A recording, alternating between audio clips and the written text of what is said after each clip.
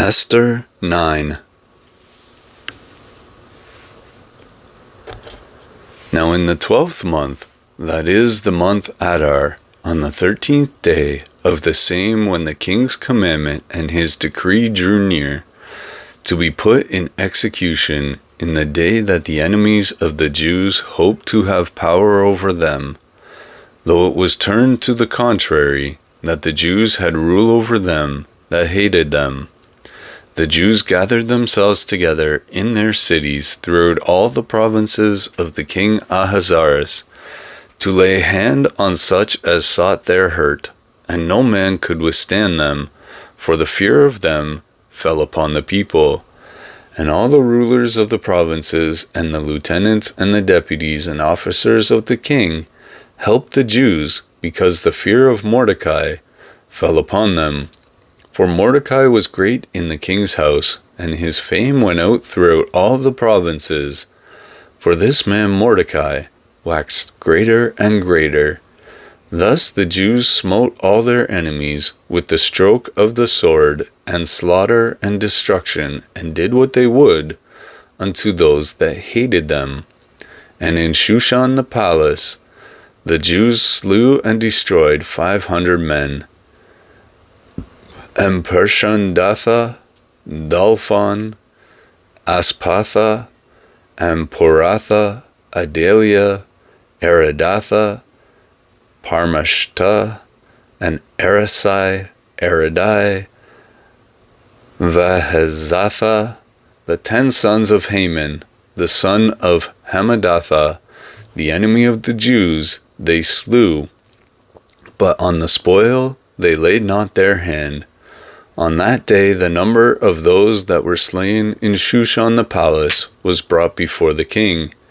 And the king said to Esther the queen, The Jews have slain and destroyed 500 men in Shushan the palace. And the 10 sons of Haman, what have they done in the rest of the king's provinces? Now what is your petition? And it shall be granted you. And what is your request further? And it shall be done. Then Esther said, If it please the king, let it be granted to the Jews which are in Shushan to do tomorrow also according unto this day's decree, and let Haman's 10 sons be hanged upon the gallows. And the king commanded it so to be done, and the decree was given at Shushan, and they hanged Haman's 10 sons. For the Jews that were in Shushan gathered themselves together on the 14th day also of the month Adar, and slew 300 men at Shushan, but on the prey they laid not their hand.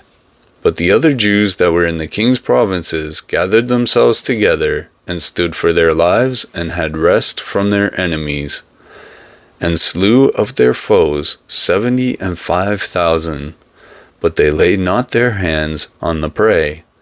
On the 13th day of the month Adar, and on the 14th day of the same, rested, and made it a day of feasting and gladness. But the Jews that were at Shushan assembled together on the 13th day thereof, and on the 14th thereof, and on the 15th day of the same they rested, and made it a day of feasting and gladness. Therefore the Jews of the villages that dwelt in the unwalled towns made the 14th day of the month Adar a day of gladness and feasting, and a good day, and of sending portions one to another.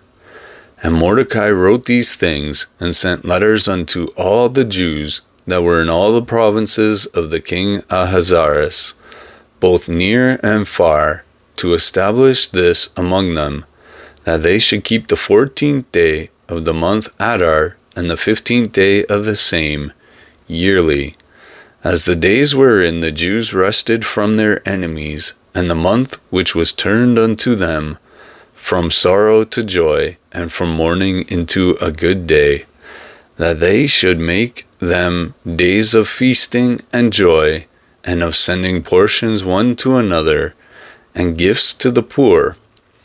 And the Jews undertook to do as they had begun, and as Mordecai had written unto them, because Haman the son of Hamadatha, the Agagite, the enemy of all Jews, had devised against the Jews to destroy them, and had cast pur, that is, the lot, to consume them, and to destroy them.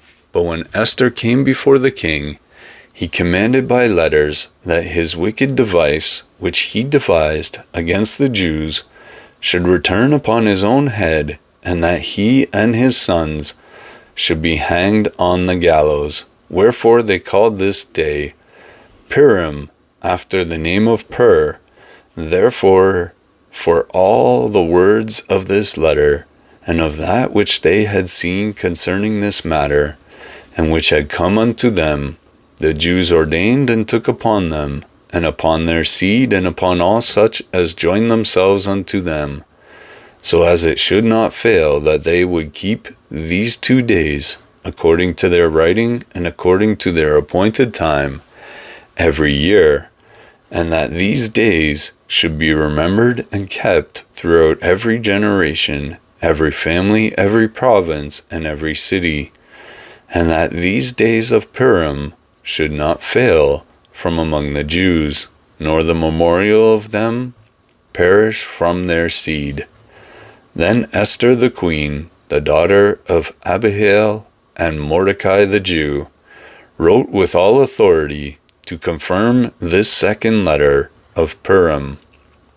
And he sent the letters unto the Jews to the 127 provinces of the kingdom of Ahasuerus, with words of peace and truth, to confirm these days of Purim in their times appointed, according as Mordecai the Jew and Esther the queen had enjoined them, and as they had decreed for themselves and for their seed the matters of the fastings and their cry. And the decree of Esther confirmed these matters of Purim, and it was written in the book. Thank you for watching. If this message has blessed you, don't forget to like the video. It helps spread the word to more people, and if you haven't yet, subscribe to Hope Rekindled for more scripture readings, sermons, and encouragement for your walk with Christ. Hit that notification bell so you never miss an upload. Stay strong in faith, and I'll see you on the next video.